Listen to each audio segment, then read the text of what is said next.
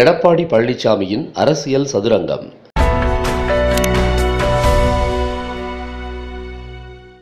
நாடாளுமன்ற தேர்தல் ரேஸ் வேகம் எடுக்க தொடங்கிடுச்சு.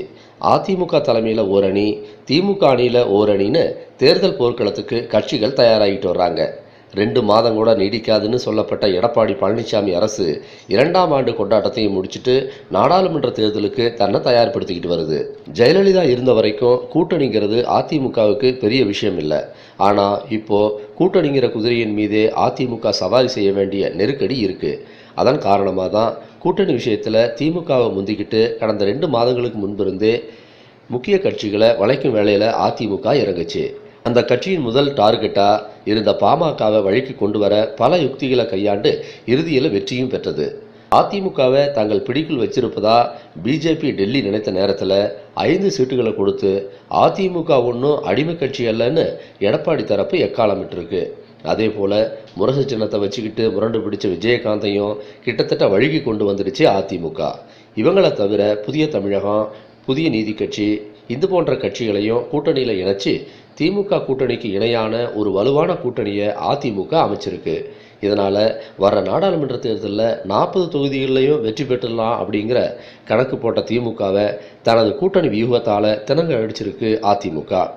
ஆனால் அந்த கட்சி போட்ட இந்த கூட்டணி ஸ்கெட்சு நாடாளுமன்ற தேர்தலுக்கு அல்ல, 21 சட்டமன்ற தேர்தலுக்கு மட்டும்தான் அப்படின்னு சொல்கிறாங்க அதிமுகவின் மூத்த நிர்வாகிகள்.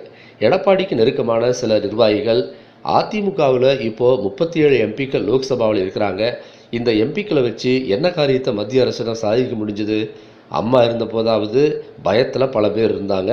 இப்போது டெல்லிக்கு விமானம் ஏறியதும் தமிழகத்தில் ஒரு தலைமை இருப்பதையே அவங்கெல்லாம் மறந்துட்டாங்க. இந்த தேர்தலில் பல கோடி ரூபாய் செலவு செஞ்சு 20 தொகுதிகளில் ஜெயித்தாலும் அதனால் தனக்கு என்ன பயன்னு எடப்பாடி யோசிக்கிறாராம்.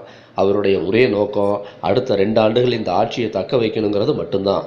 கூட்டணிக்கு இத்தனை முக்கியத்துவம் கொடுத்ததன் பின்னால் எடப்பாடி பழனிசாமியின் சூட்சமும் இருக்குதான். லோக்சபாவோட 21 சட்டமன்ற தொகுதிகளுக்கும் இடைத்தேர்தல் நடத்த போகிறது தேர்தல் ஆணையம். அந்த விவரம் தெரிஞ்சு லோக்சபா தேர்தல் பெயரில் கூட்டணியை அமைச்சிட்டு அந்த கூட்டணி கட்சிகளை வச்சு 21 தொகுதிகள்லையும் இடைத்தேர்தலை சந்திக்க எடப்பாடியார் திட்டமிட்டிருக்காரு. கூட்டணி கட்சிகள் இதில் தான் ஏமாற்றமடைய போகுது. பிஜேபி, பாமக உள்ளிட்ட கட்சிகள் அதிமுகவின் ரத்தத்தின் ரத்தங்கள் தேர்தல் நேரத்தில் தங்களுக்கு துணையாக இருப்பாங்கங்கிற நம்பிக்கையில் இருக்கிறாங்க. ஆனால் எடப்பாடி போடுற கணக்கு வேறு மாதிரி தான் இருக்குது. அமைச்சர்கள் மற்றும் மாவட்ட செயலாளர்களை 21 தொகுதியையும் குறி வச்சு களத்தில் இறக்க உள்ளார். 21 தொகுதிகளில் வெற்றியை ஈட்டும் திட்டம் மட்டும்தான் எடப்பாடி பழனிசாமி கிட்ட இப்போ பிரதானமாக இருக்கான். அதிமுக போட்டியிடும் நாடாளுமன்ற தொகுதிகளில் மாவட்ட நிர்வாகிகள் மூலம் பணிகள் நடக்கும். அதே நேரம் கூட்டணி கட்சிகள் போட்டியிடும் தொகுதியில் லோக்கல் நிர்வாகிகள் சிலர் மட்டும்தான் களத்தில் இருப்பாங்க. முக்கிய நிர்வாகிகள் எல்லாரும் இடைத்தேர்தல் தொகுதிக்கு மடைமாற்றம் செய்யப்பட இருக்காங்க. இதுவே கூட்டணி ஒப்பந்தம் போடும்போதே தெளிவாக இடைத்தேர்தலுக்கு ஆதரவுன்னு கோடிட்டு காட்டியதின் பின்னணியாகும்.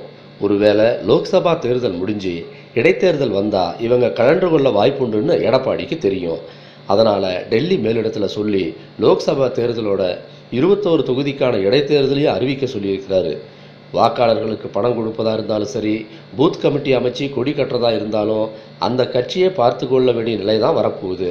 அதிமுகவை நம்பி தேர்தல் களத்தில் நிற்கிற கூட்டணி கட்சிகள் எடப்பாடியின் வியூகத்தில் ஏமாற போகிறாங்க. எடப்பாடி தரப்பில் ஒரு விஷயத்தில் தெளிவாக இருக்கிறாங்க. நீங்கள் கேட்ட தொகுதியை கொடுத்துட்டோம், பணமும் செலவு செய்கிறோம், வெற்றி பெறுவது உங்கள் பொறுப்புன்னு நழுவிக்கொள்ளும் முடிவுலையும் இருக்கிறாங்களாம். எங்களுக்கு தேவை 39 நாடாளுமன்ற உறுப்பினர்கள் அல்ல, 21 சட்டமன்ற உறுப்பினர்கள் தான். 39 இடங்களில் திமுக கூட்டணி கட்சிகள் போட்டியிடும் 10 தொகுதிகளில் நாங்கள் எப்படியும் வெற்றி பெற்றுடுவோம். கூட்டணி கட்சிகள் வெற்றியை அவங்க பார்த்துக்கொள்ளட்டுன்னு மூடில் இருக்கிறாராம் எடப்பாடி பழனிசாமி. 1500 கோடி ரூபாய் பட்ஜெட் போட்டு கூட்டணி கட்சிகளை தோளில் சுமந்து தேர்தலை சந்திக்கிறது 39 நாடாளுமன்ற தொகுதிக்கா அப்படின்னு எடப்பாடி பழனிசாமி தனக்கு நெருக்கமானவர்களிடம் சொல்லிட்டு வர்றாராம். சீட்டு முதல் நோட்டு வரைக்கும் அதிமுக விரித்த வலையில் விழுந்திருக்கிற கட்சிகளுக்கு எடப்பாடியின் அரசியல் இனிமேல் தான் புரிய போகுதுன்னு பலரும் சொல்கிறாங்க. எடப்பாடி பழனிசாமியின் அரசியல் சதுரங்கத்தில் இனி யார் வீழ போகிறாங்க, யார் வெல்ல போகிறாங்க?